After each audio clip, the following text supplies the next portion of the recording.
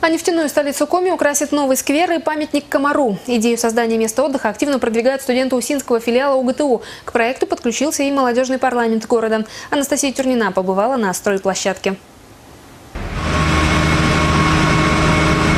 На месте нового сквера между Дворцом культуры и Усинским филиалом УГТУ работа кипит. Строители отсыпали территорию песком, а эту плитку выложат на дорожки. Студенты и жители Усинска надеются отдохнуть здесь уже в день города, в сентябре. Сейчас у нас готовность где-то, я процентов 20, думаю, не больше. Где-то в течение недели, я думаю, мы основные направления зададим, то есть бордюрный камень положим. На этой неделе зальем основание под памятник.